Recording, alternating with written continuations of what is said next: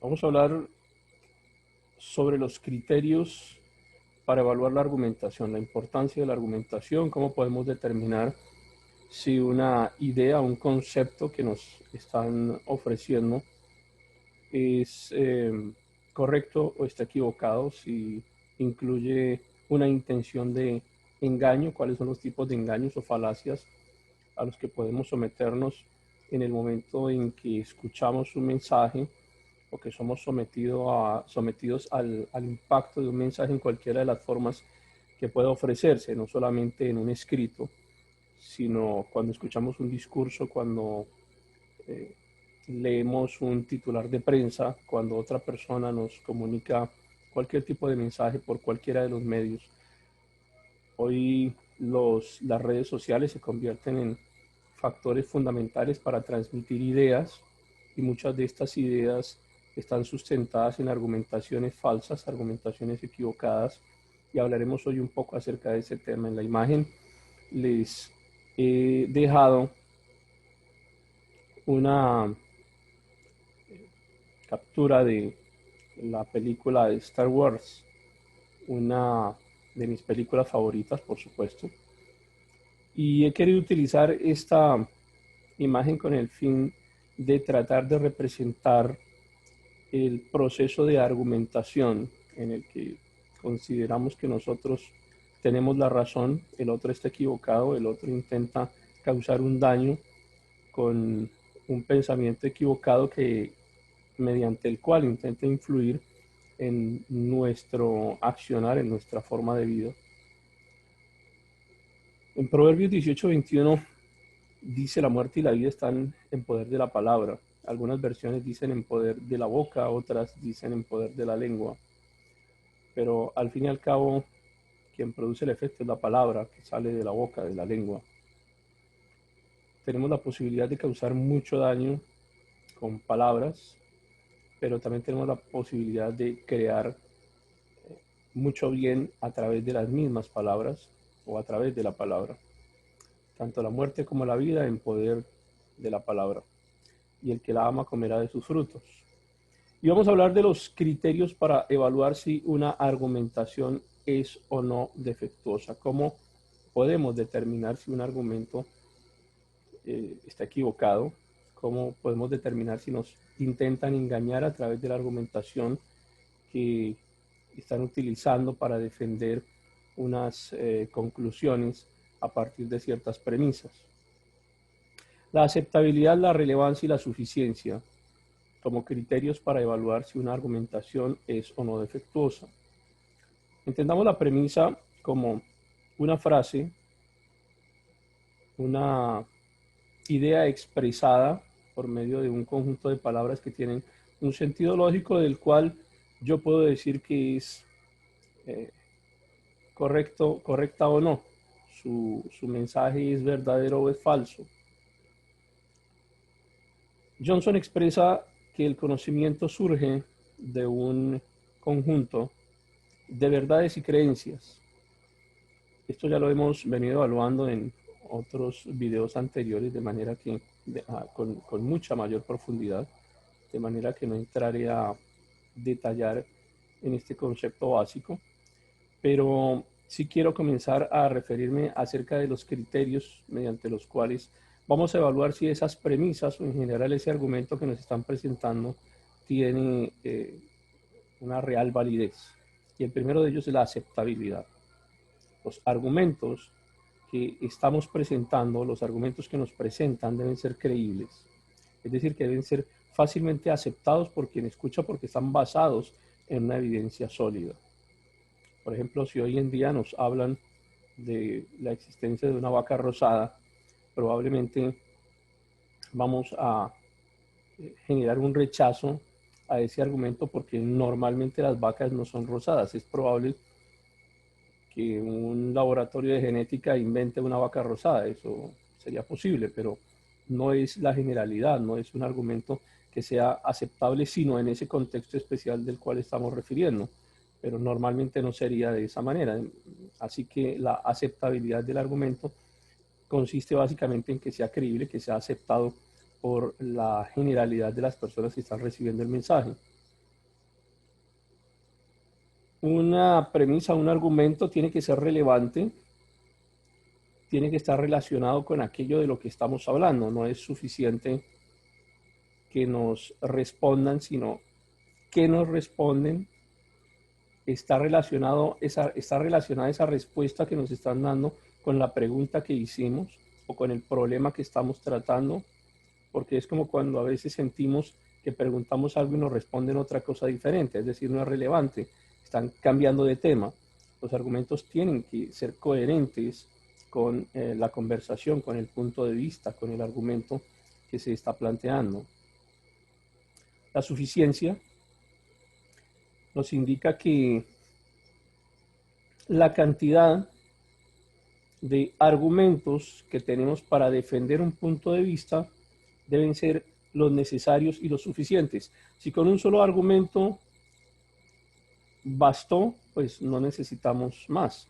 Pero si se requieren otros, pues cuantos sean necesarios, no hay un número límite. Todos aquellos argumentos que sean necesarios, que sean suficientes para poder demostrar o para poder refutar la idea que se está planteando.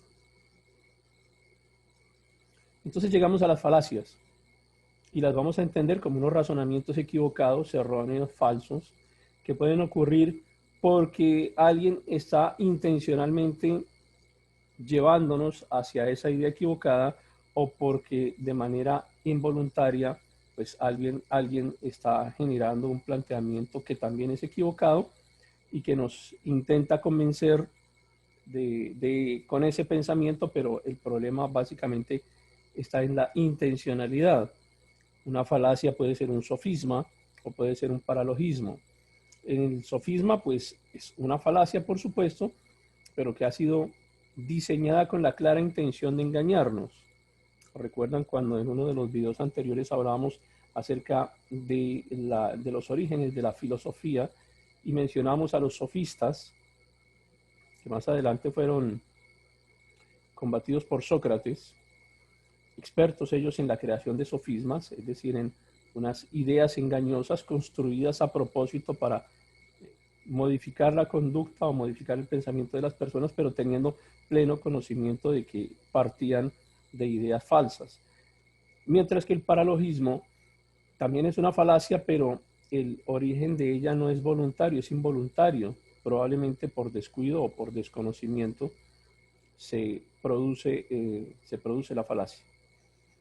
¿Quiénes pueden utilizar una falacia o quiénes pueden utilizar estos argumentos equivocados?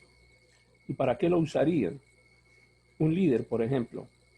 Y no estamos hablando de líder específicamente de una iglesia, estamos hablando de líderes políticos, líderes religiosos, líderes económicos, líderes militares, una persona que ejerza un cargo de influencia dentro de una organización, un gerente, incluso un padre de familia que ejerza esa función dentro de su familia y que quiera cambiar, modificar la conducta de alguien en su casa y no encuentre unos argumentos válidos, acude probablemente a una falacia para intentar modificar las conductas o hacer que alguien haga algo.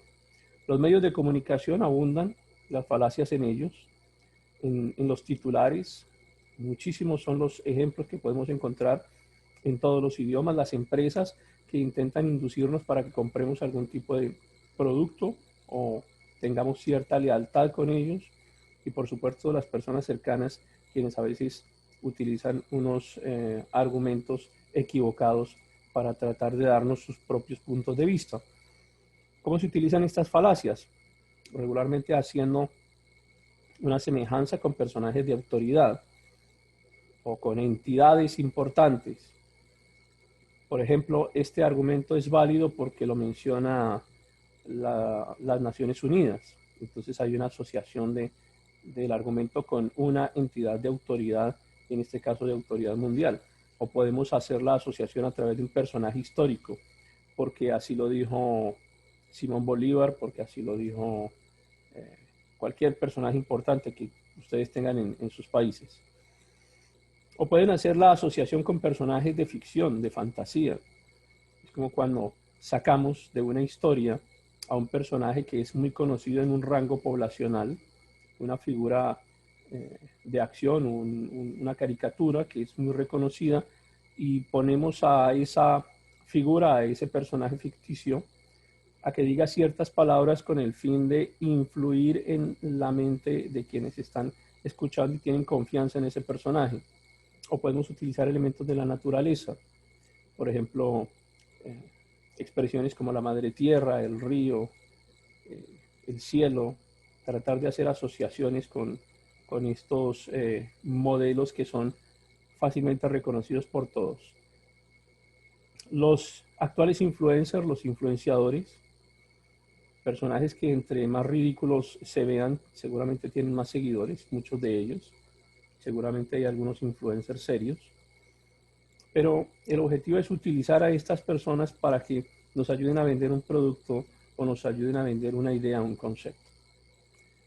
El objetivo, lograr que las personas hagan algo, que pensemos en algo, que decidamos por algo, que aceptemos el planteamiento de un grupo religioso, de un grupo político, que deseemos comprar algo, que consideremos que un producto que no lo sentíamos como necesario ahora comienza a ser necesario, que modifiquemos nuestra conducta. Y el objetivo básicamente es para lograr que ese influenciador o esa persona que quiere ejercer la modificación de conducta pues alcance un objetivo.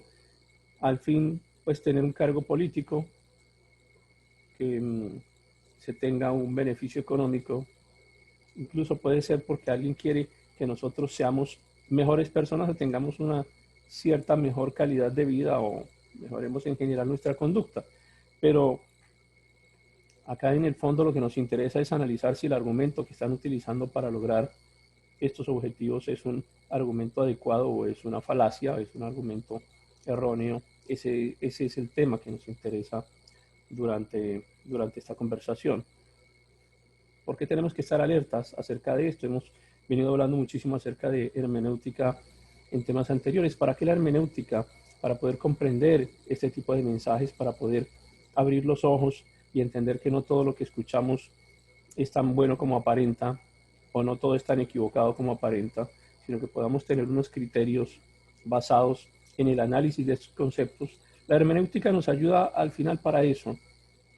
En la carta del apóstol Pablo a los Corintios, en el capítulo 2, dice, para que Satanás no gane ventaja alguna sobre nosotros, pues no ignoramos sus maquinaciones. Y una maquinación se refiere a un plan que es debidamente estructurado y que tiene la intención, por supuesto, de engañar.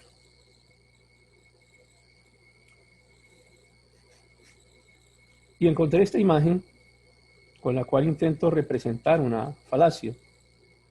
En un extremo de la pantalla encontramos a un personaje que se ve agradable, un abuelito amistoso, sonriente. Es la forma en la que se presenta una falacia.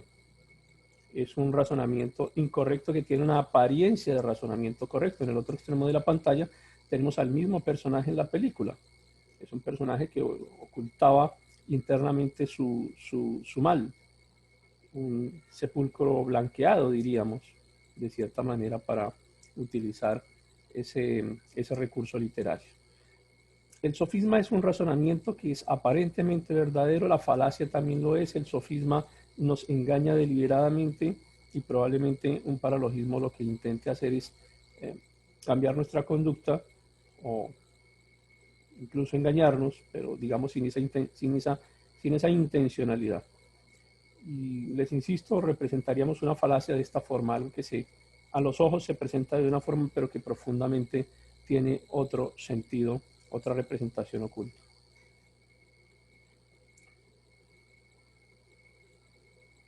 Con esta frase intento ahora mostrarles la estructura de cómo se puede llegar a formar una falacia, a partir de premisas encadenadas que llevan a una conclusión.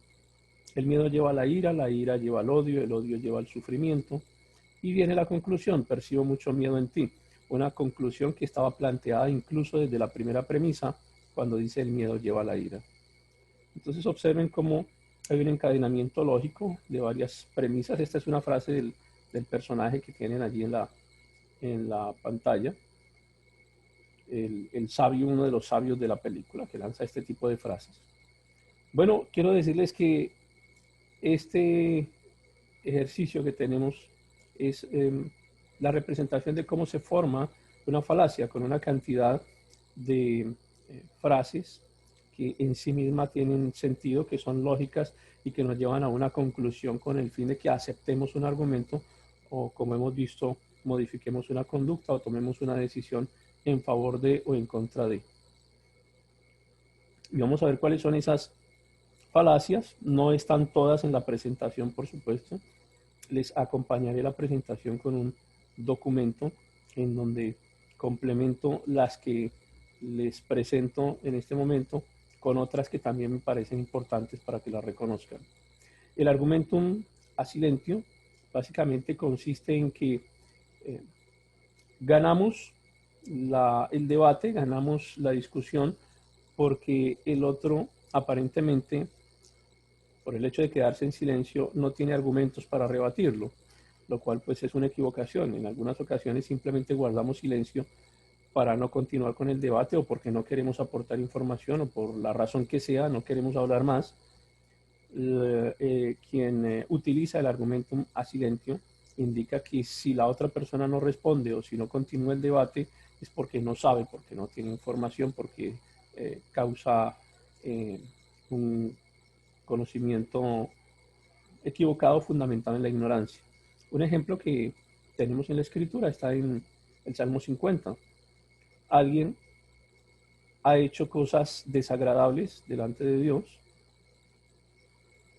y encontramos un reclamo que Dios le hace a esta persona porque considera que Dios guardó silencio porque seguramente era igual a él.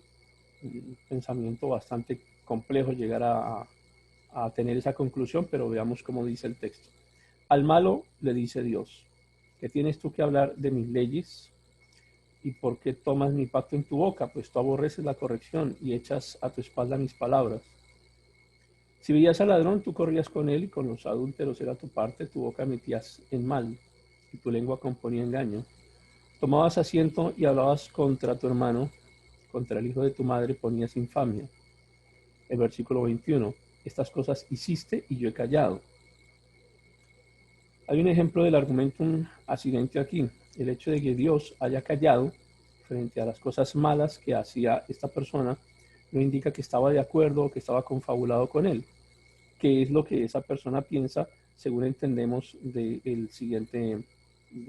la siguiente frase, pensabas que de cierto sería yo como tú. El argumento ad antiquitatem, argumento basado en la antigüedad o en la tradición, que nos induce a pensar que algo es correcto porque anteriormente se ha hecho así o porque se viene haciendo así hace muchísimo tiempo.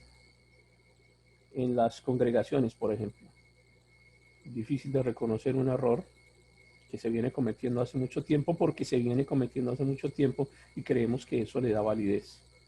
Pero también ocurre en la política, en el gobierno, en, en la forma como hacemos las cosas dentro de nuestras casas. Así lo hemos venido haciendo porque mi abuelita lo hacía así y la abuela de mi abuela lo hacía así, entonces es la forma correcta. En Marcos 7 dice, ustedes se apartan de los mandatos de Dios por seguir tradiciones humanas. Así que por mantener sus propias tradiciones, y llamo la atención sobre esto, la tradición no significa, no equivale a que algo sea correcto. En este caso es un ejemplo de una tradición equivocada. Por mantener sus propias tradiciones se despreocupan completamente de lo que Dios ha mandado. Porque Moisés dijo, honra a tu padre y a tu madre y también el que maldiga a su padre o a su madre será condenado a muerte. En cambio, ustedes afirman que si alguno le dice a su papá o a su mamá lo que tenía reservado para ayudarte, lo he convertido en corbán, es decir, en ofrenda para el templo.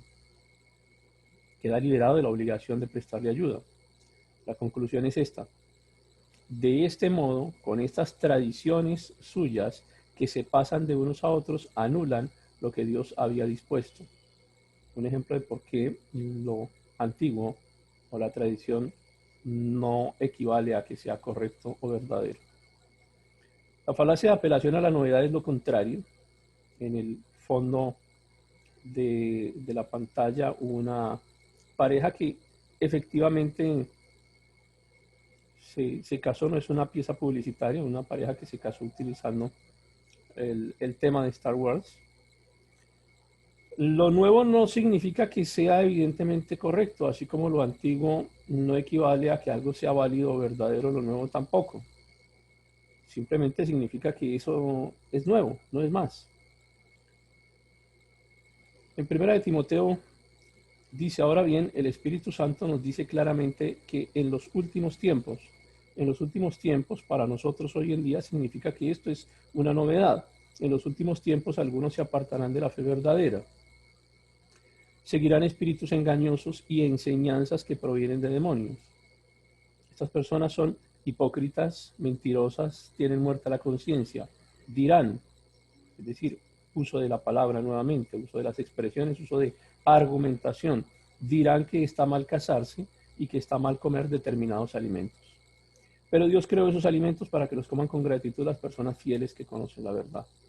Evidentemente encontramos que algo por el hecho de ser nuevo no significa que sea válido o verdadero. Argumentum ad baculum, argumento que apela al bastón, argumento que apela a la fuerza.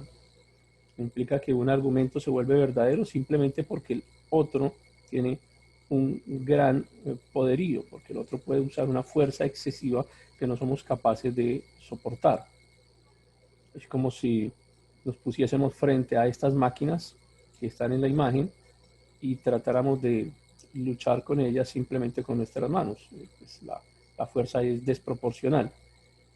De esta manera, algunos países, por ejemplo, en política internacional, intentan someter a países más pequeños o que no tienen tanta fuerza a sus propias posiciones o beneficios.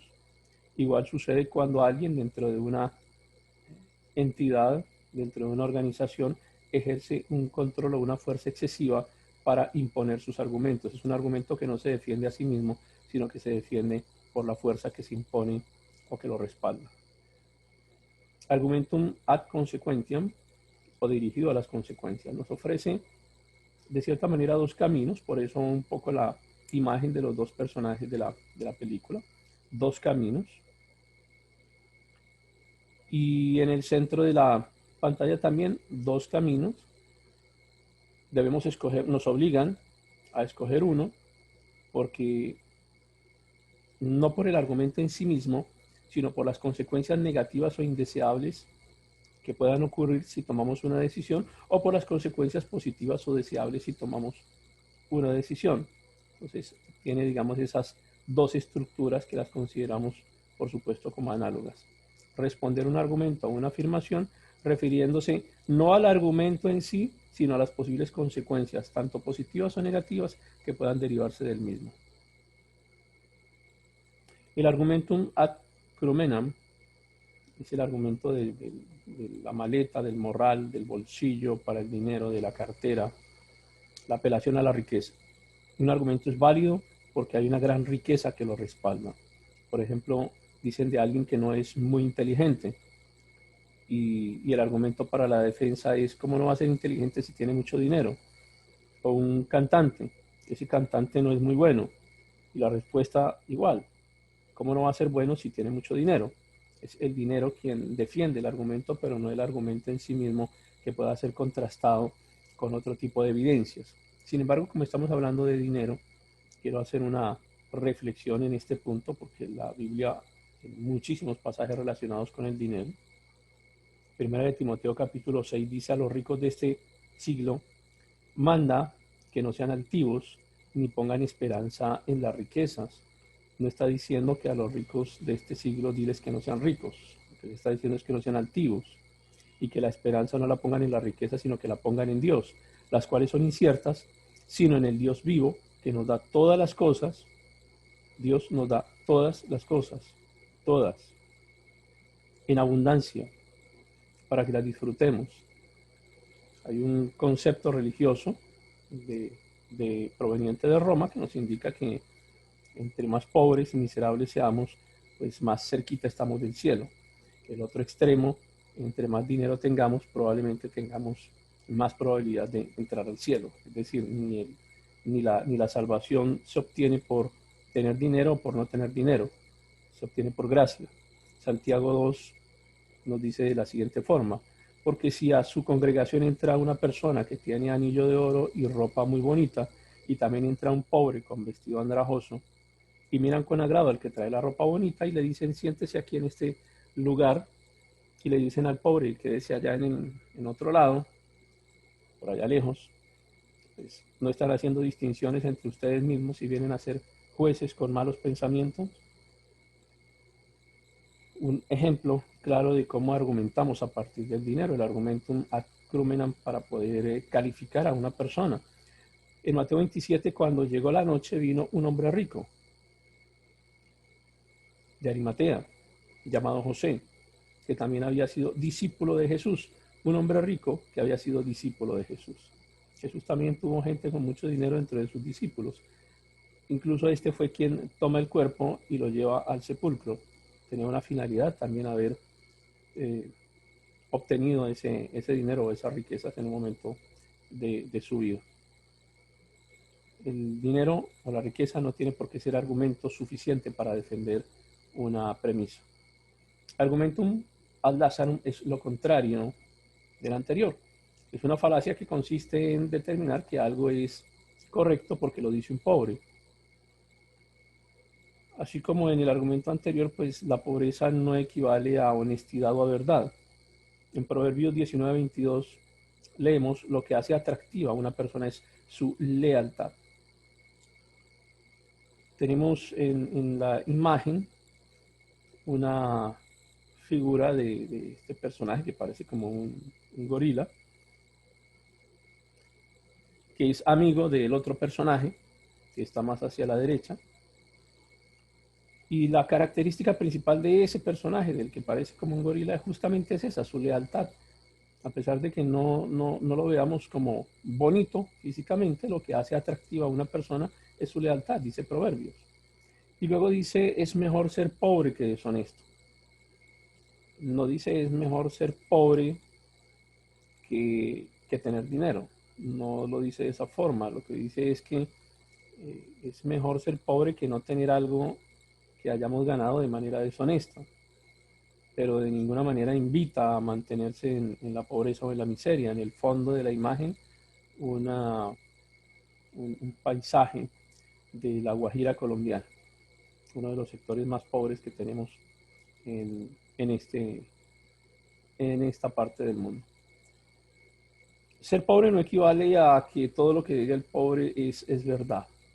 Lo que pasa es que ocurre mucho en temas de política, y cuando se quiere motivar a las personas para que actúen en defensa de ciertos grupos, se acude a este argumento ad Lazarum con el objetivo de generar cualquier tipo de compasión o de movimiento en favor de alguien o de un grupo. Un argumento que se utiliza muchísimo en campañas electorales, por supuesto, pero que también puede utilizarse en otros escenarios. Argumento ad hominem. En el momento en que grabo este video, estamos en campaña presidencial para los Estados Unidos, y los ataques en este tipo de escenarios muchísimas veces ocurren en contra de la persona y no en contra de los argumentos. Atacar a alguien por la raza, por el color de su piel, por su educación, porque es pobre, porque es rico, porque tuvo un pasado. En el cristianismo ocurre mucho esto: una persona que había tenido una vida probablemente reprochable en muchos escenarios, que se convierte al cristianismo y ahora intenta predicar o intenta llevar el mensaje, y se le juzga por su pasado. ¿Cómo me va a venir a enseñar algo esta persona, o cómo me va a venir a hablar de moral cuando era un bandido, cuando era una persona que hacía cosas desagradables? Se le juzga también por su pasado. Por supuesto, se juzga por la familia también. En la familia existió alguien que hizo algo que es desagradable o deshonesto, y el argumento va en contra es del familiar de quien lance el argumento. ¿Cómo me va a venir a enseñar algo sobre este tema si su tío, su primo, su hermano es un ladrón. No tiene que ver lo uno con lo otro, o sea, no es la defensa correcta de un argumento. Es un argumento ad hominem, atacando a la persona. Un ejemplo en el que alguien dice, el Estado está garantizando las necesidades básicas de una gran cantidad de habitantes. Y otra persona le responde, usted nunca tuvo necesidades, no puede hablar sobre lo que hace el Estado. Fíjense cómo es un ataque directo a la persona y no sobre el argumento. Argumentum ad ignorantiam. Una falacia que consiste en defender una proposición argumentando que no existe una prueba de un evento contrario. Y hay un ejemplo clásico en, en, en esta forma de defender argumentos a partir de la supuesta falta de información o falta de conocimiento. Bertrand Russell, un escritor ganador del Premio Nobel de Literatura, él plantea la siguiente idea. Mientras te tomas tranquilamente un té, un amigo llega y te dice, en el espacio hay una tetera que gira alrededor del Sol. ¿Qué haces? Lo más seguro es que tu reacción inmediata sea pedirle que te la muestre. Tu amigo te dice que no te la puede mostrar porque es muy pequeña, tan pequeña que ni siquiera el telescopio más poderoso del mundo puede llegar a detectarla. De esta manera, Bertrand Russell plantea su posición de defensa al ateísmo. Dice que el conocimiento de la existencia de Dios es como la tetera. Le pueden decir a uno que allí está, pero nadie puede verla. Alvin Plantinga, el profesor que está a la derecha, profesor de la Universidad de Notre Dame en Estados Unidos, sostiene que el argumento de la tetera pues es incorrecto porque parte de una premisa equivocada. Y está equivocada porque Russell plantea que no hay forma de probar que la tetera no existe. Pero según Plantinga, tenemos mucha evidencia en contra del teterismo. Es decir, si alguien hubiera logrado poner una tetera en el espacio, tendríamos evidencia. Hubiese sido una noticia importante de la que todos nos hubiéramos enterado. Por tanto, en opinión de Plantinga, esto también se puede aplicar a la existencia de Dios. Si Bertrand Russell cree que Dios no existe, debería tener pruebas que lo avalen. De manera que el teísmo es como el teterismo. El ateo, para justificarse, tiene que mostrar una poderosa evidencia en contra de la existencia de Dios. Argumentum ad ignorantiam. Consiste en defender una proposición argumentando que no existe prueba de lo contrario. La falacia del quietismo consiste en suponer que si nadie se queja es porque nadie tiene derecho de quejarse. En el centro de la imagen, los dos autómatas de la historia de la película. El robot blanco, el que menos se queja, por supuesto. Y en el fondo de la imagen, una de las líneas de producción de la revolución industrial, en donde a través de este modelo administrativo se pretendía mejorar tiempos y movimientos. El hecho de que alguien no se queje no significa que un argumento esté equivocado, que sea falso o que una situación que se está presentando no esté causando molestia. Simplemente consiste en que nadie hasta ese momento se está quejando. Luego, la defensa en contra de este argumento no puede ser simplemente que si nadie se queja, entonces el argumento es correcto. Es simplemente que nadie hasta ahora lo ha hecho. Argumento ad misericordiam. Una falacia que consiste en la manipulación de los sentimientos para sostener un argumento como válido. Pero hay que hacer una precisión aquí. Normalmente no se puede tomar como una falacia lógica, ya que se utiliza es para evitar un castigo o una consecuencia. No tanto en el sentido de mantener la veracidad de una argumentación. Sin embargo, vamos a hacer una claridad con respecto a la forma en la que se convierte en falacia y cuando no es una falacia. Por eso les comparto el Salmo en Salmo 51. Ten piedad de mí, oh Dios, conforme a tu misericordia, conforme a la multitud de tus piedades, borra mis rebeliones. Está hablando a alguien que efectivamente está reconociendo sus equivocaciones y le está pidiendo a Dios perdón, está pidiendo misericordia, porque se ha dado cuenta que su vida ha tenido una cantidad de errores, de, de fracasos en su vida espiritual, y ahora está pidiendo a Dios que tenga piedad de él. Un argumento ad misericordiam en donde entendemos que básicamente el perdón que se da por la gracia, una gracia inmerecida, está siendo dado a alguien que honestamente se está arrepintiendo. Entendiendo eso, ahora hablamos del argumento ad misericordiam más como la imagen que les estoy presentando a una persona que aparentemente está teniendo una actitud de tristeza y que está pidiendo que le sea disculpada una equivocación, pero en la mano observen cómo su rostro real es diferente. Lo enfocamos de esa forma. Alguien que está aparentando una sensación de arrepentimiento o una idea de arrepentimiento, pero que realmente no lo está haciendo. Simplemente lo que desea es evitar el castigo o la consecuencia y utiliza este recurso para evitar el castigo final. Argumento ad nauseam lo podemos ver de varias formas. Hay que tener cuidado para no confundirse con él. Primero, consiste en la repetición de una palabra, de una frase dentro del discurso, con el fin de hacer énfasis en ella, de profundizar en ella, reiterar muchísimas veces una frase o una idea para que quede marcada en el consciente de quienes están escuchando el discurso.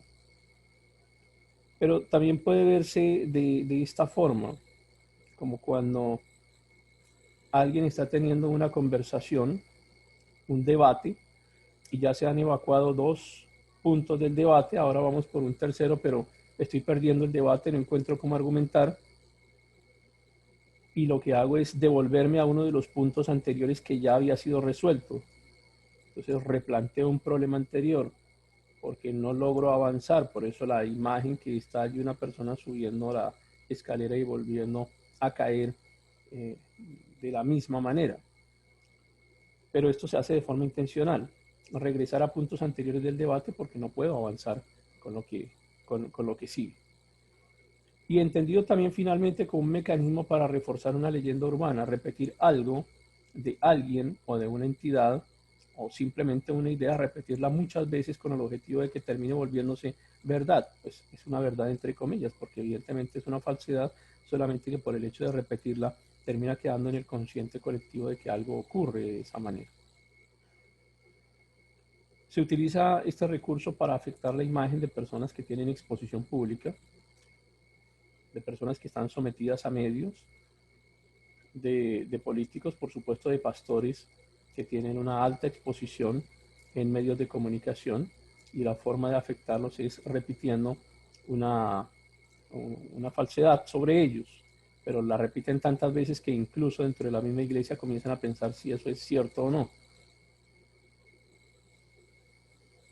El argumento ad populum tiene que ver con el hecho de que algo es válido o es verdad porque la mayoría piensa de esa forma, y encontramos que no siempre la mayoría tiene la razón. Mateo 27, pero los principales sacerdotes y los ancianos persuadieron a las multitudes que pidieran a Barrabás y que dieran muerte a Jesús. El gobernador les preguntó de nuevo, ¿a cuál de los dos quieren que les suelte? Ellos respondieron a Barrabás. La mayoría respondió que querían a Barrabás.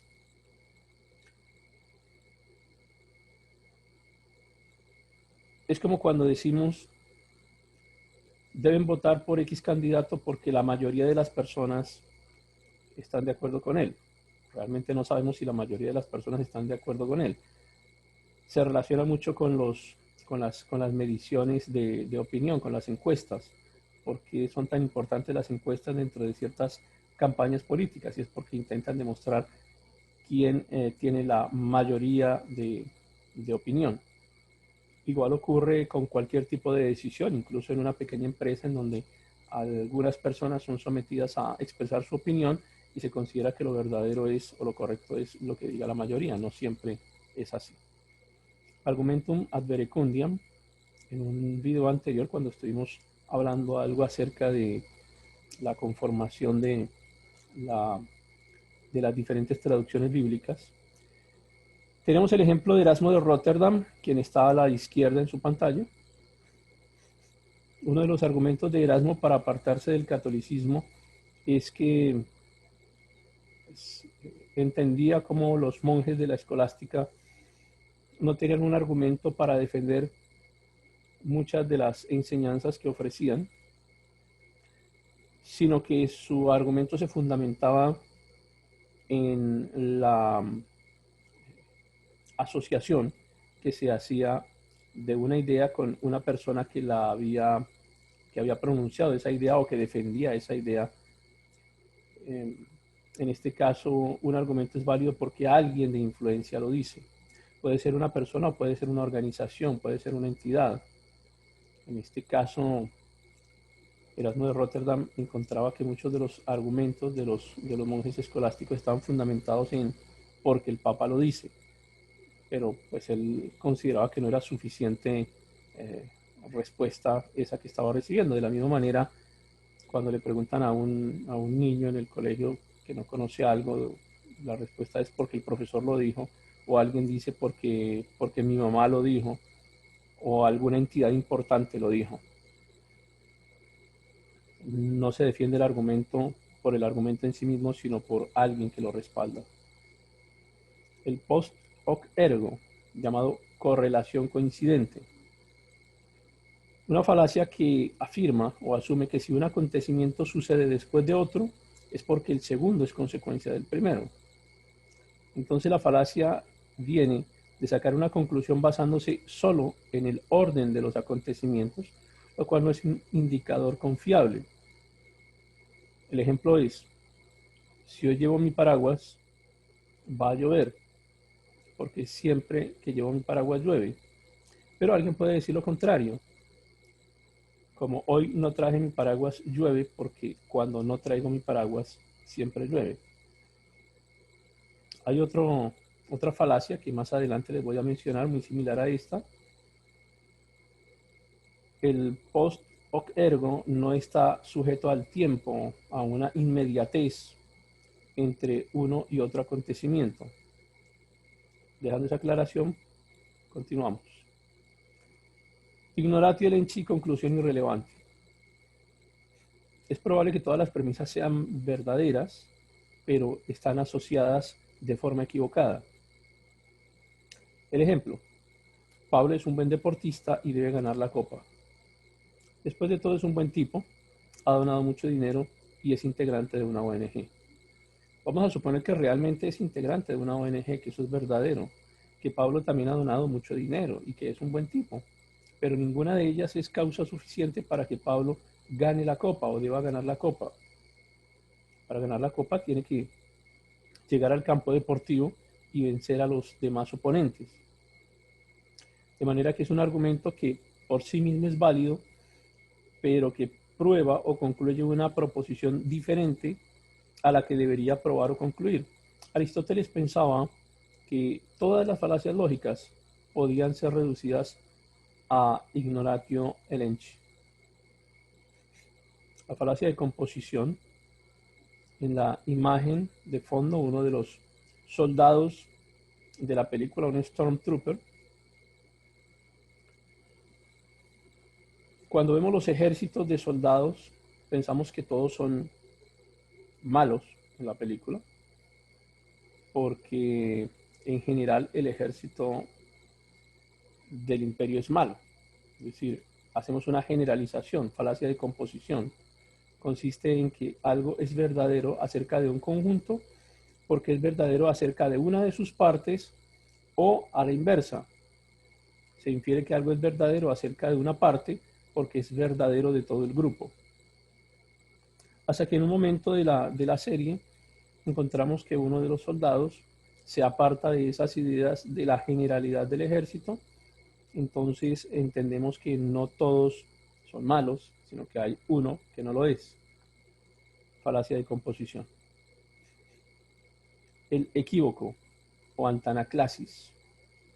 Una falacia consistente en usar de manera descontextualizada las palabras polisémicas, usar engañosamente un término que puede tener más de un significado. Mateo 25 dice, porque el reino de los cielos es como un hombre que yéndose lejos, llama a sus siervos y les entregó sus bienes.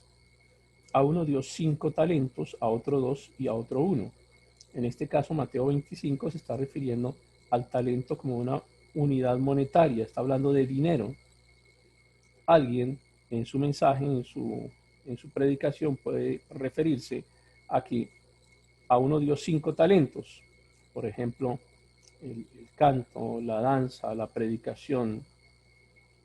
Y observen ustedes cómo se toma una palabra que tiene un significado diferente, la extraen de su contexto y quieren generar una enseñanza a partir de él. Es muy frecuente que ocurra este tipo de falacias.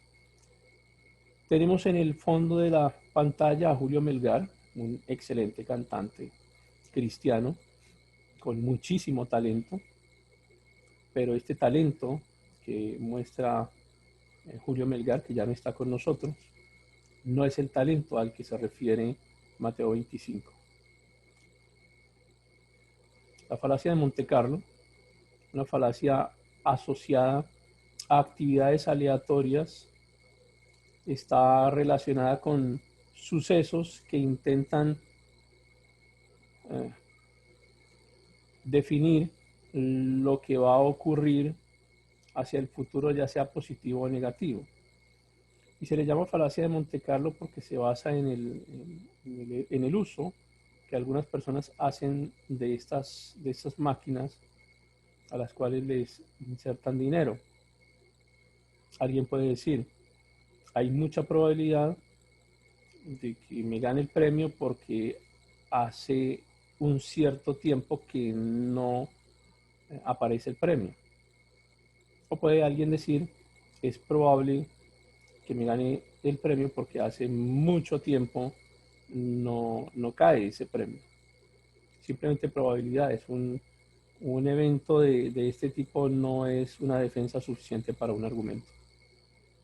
La falacia del hombre de paja o el espantapájaros tiene que ver con que hace tiempo se utilizaba un espantapájaro para entrenar en combate. Evidentemente quien estaba entrenando siempre gana, el soldado siempre gana porque el espantapájaro no se defiende, pero ahora entendemos esta falacia como el hecho de caricaturizar los argumentos del oponente, y ocurre mucho cuando simplemente no tenemos cómo responder. Alguien no tiene cómo responder a un argumento, entonces simplemente le dice, qué ridículo lo que dices, es absurdo lo que dices, es absurdo lo que me respondes, pero realmente no está respondiendo al argumento. Lo que hace es caricaturizarlo, ridiculizarlo, tergiversarlo, exagerarlo, cambiar las palabras que el oponente está utilizando, porque no hay forma de defenderse adecuadamente del argumento. Un ejemplo, alguien dice, queremos fomentar el hábito saludable de la bicicleta para ir al trabajo. Y el oponente responde, ustedes lo que quieren es que la gente sufra accidentes y los atropellen, ya que la bicicleta es un medio de transporte poco seguro. Cambia las palabras del oponente, cambia el significado del mensaje. Ningún auténtico escocés, una frase utilizada por Anthony Flew, Thinking About Thinking, y va de la siguiente forma. Ningún escocés pone azúcar en la avena del desayuno. Otra persona responde, pero a mi tío Angus, que es escocés, le gusta hacerlo. Y responde el primero. Ah, sí, pero ningún escocés auténtico pone azúcar en su avena. Y tiene mucho que ver esto con el ataque que se hace a la supuesta lealtad de ciertas personas cuando se hace parte de algún grupo. De Anthony Flew podemos decir, o podemos repetir una de sus frases, uno debería presuponer el ateísmo hasta que la evidencia empírica de un Dios apareciera. Anthony Flew se consideraba uno de los grandes ateos. Termina en el año 2007, escribiendo un libro que se llama Hay un Dios. cómo el ateo más influyente del mundo cambió de opinión. Este término básicamente lo que quiere hacer, o a lo que hace referencia, es que pone en duda la lealtad de alguien a un grupo determinado o a una característica que se supone que es deseable. Por ejemplo, ningún cristiano auténtico va al cine, o ningún liberal auténtico apoyaría el alza de impuestos, o ningún integrante auténtico de esta congregación se vestiría de esa forma, o ningún integrante de mi partido haría lo que usted está haciendo. Es una forma de descalificar la lealtad a los grupos. Falacia de la verdad a medias. Tenemos una imagen muy bien lograda, pero no deja de ser un dibujo, no es una realidad. Es simplemente una imagen muy bonita, muy bien hecha, con una excelente calidad, pero no es la verdad. La falacia de la verdad a medias es algo parecido. Es como cuando tenemos que dar un concepto, pero corto ese concepto, no doy toda la información, toda verdad a medias se convierte en una falacia, produce engaños, es un engaño causado, provocado por la omisión de información. El dicto simpliciter o dictum secundum quid. ¿Cortar a una persona con un cuchillo es un crimen? Evidentemente sí. La siguiente premisa dice, los cirujanos cortan personas con cuchillos.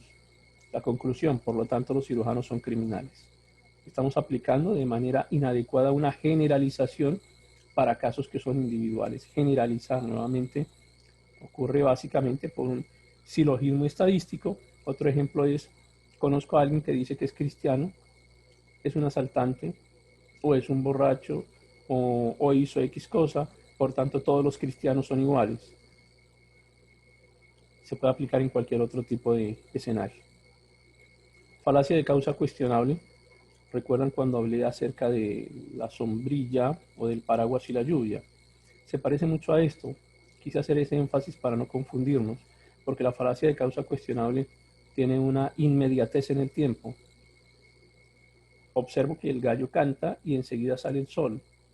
Es una inmediatez en el tiempo, una causa, una causa que provoca un resultado casi inmediato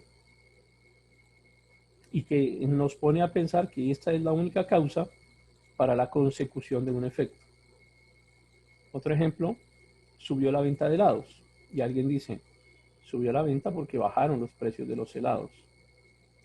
Sin embargo, otra persona puede pensar que ese aumento en la venta de los helados tiene que ver con el hecho de que aumentó la intensidad del calor o que se mejoró una campaña de mercadeo. No siempre hay una causa que es tan evidente en muchos de los escenarios que podemos analizar, como en este observo que el gallo canta y sale el sol. La equivalencia falsa. El ejemplo es el siguiente, hablando de el perro y el tigre que vemos allí en la imagen. Ambos son mascotas muy suaves, por tanto no hay diferencia entre un perro y un tigre. Y observen ustedes que en esta frase ya tenemos varias falacias. Lo primero es pretender que ambos son mascotas. Por el hecho de que el perro sea una mascota no significa que el tigre sea una mascota, pero hay una falacia por asociación. Y luego insiste, por tanto no hay diferencia entre un perro y un tigre. Y por supuesto que entendemos que hay muchísimas diferencias entre un perro y un tigre, y por el hecho de que su pelo sea suave, su pelaje sea suave, no significa que son idénticas. De otra forma, dice, todos nacimos desnudos, por tanto no existen diferencias entre las personas.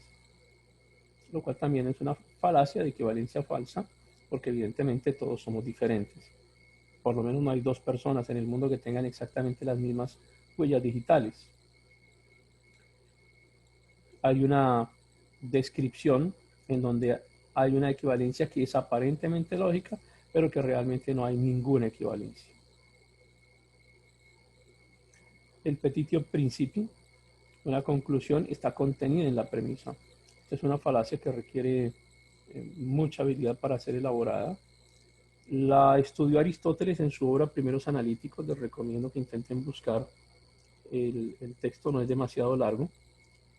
Acá hemos visto durante esta presentación una mayor cantidad de falacias de las que alcanzó a estudiar Aristóteles. O sea que ustedes efectivamente tienen más conocimiento ahora, por lo menos en falacias, que Aristóteles. ¿Estoy diciendo una falacia? ¿Por qué muere tanta gente de infarto? Porque el infarto es una de las causas más frecuentes de mortalidad.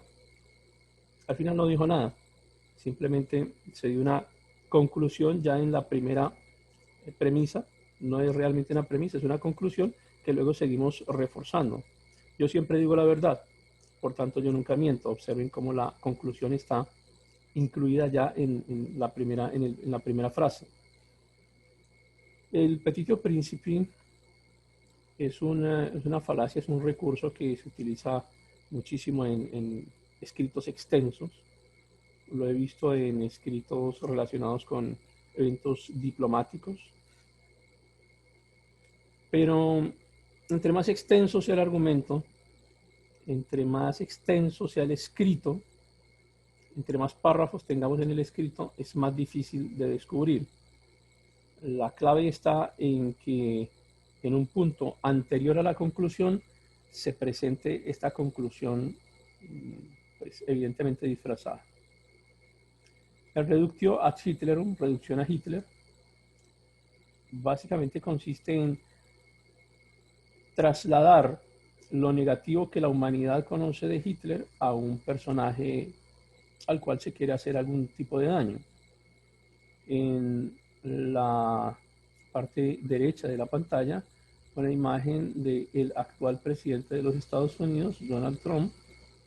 Este medio de comunicación ubica la imagen del presidente a la izquierda y a la derecha ubica la imagen de Hitler, y con ello intentan hacer una asociación visual acerca del comportamiento del primero, es decir, descalificarlo simplemente por el hecho de asociarlo con la imagen de Hitler. Es una falacia tipo ad hominem que fue creada por un filósofo de nombre Leo Strauss, profesor de la Universidad de Chicago, en donde considera que un punto de vista queda refutado simplemente por ser compartido por Adolfo Hitler.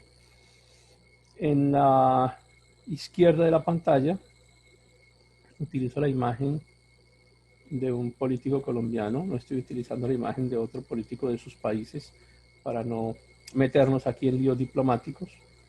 Está el presidente Uribe levantando la mano derecha y de manera malintencionada ubican enseguida la foto de Adolfo Hitler también levantando su mano, su brazo derecho, en una posición similar, nuevamente un daño por asociación.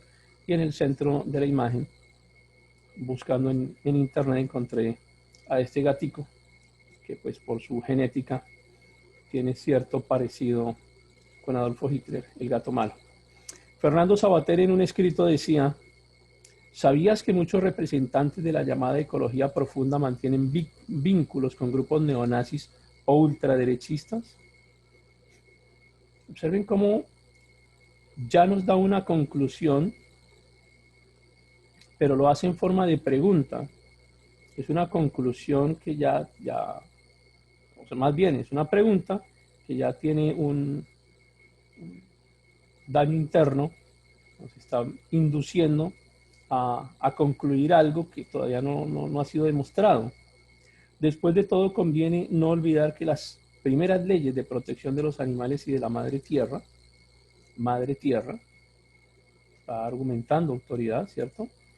Las promulgó durante los años 30 un célebre vegetariano, enemigo del tabaco, llamado Adolfo Hitler. Ahora acaba de hacer en estas pocas frases, acaba de hacer una asociación entre la ecología, Adolfo Hitler, ya hizo una afirmación, ya llegó a una conclusión, incluso insertó un argumento de autoridad. Falacia lógica del falso dilema. El falso dilema nos indica que solamente tenemos dos opciones en la imagen de fondo, las dos opciones en la película, la fuerza oscura o la que representa la protagonista. Pero un dilema no necesariamente tiene por qué estar limitado a dos alternativas. De manera que se hace exclusión deliberada o a veces accidental, de otros escenarios, de otras posibles opciones. Por ejemplo, nadie gana a menos que todo el mundo gane. ¿Estás con nosotros o estás contra nosotros? Se hace un uso correcto, un uso incorrecto del operador lógico no, de la disyunción. Un falso dilema. No tenemos por qué estar necesariamente limitados solamente a dos alternativas y nos obligan a pensar que solo tenemos esas dos opciones. La negación del antecedente o el error inverso. Aunque la negación del antecedente es un argumento equivocado, la negación del consecuente sí es, en cambio, una forma de argumento válida. Miremos el ejemplo. Si hoy finaliza el módulo de hermenéutica, entonces nos libramos del profesor. Hoy se termina hermenéutica, por lo tanto nos libramos del profesor, no sabiendo que el profesor va a estar más adelante dirigiendo otros módulos, de manera que llegamos a una negación del antecedente, a un error inverso. Finalizo con esto, una imagen en la que aparecen dos de los personajes fundamentales de la saga, y dice Han Solo: he recorrido esta galaxia de un extremo a otro, he visto cosas muy raras, pero nunca vi nada que me impulsara a creer que haya una única fuerza poderosa que lo controla todo. Ningún campo de energía mística controla mi destino, todo eso no son más que leyendas y tonterías.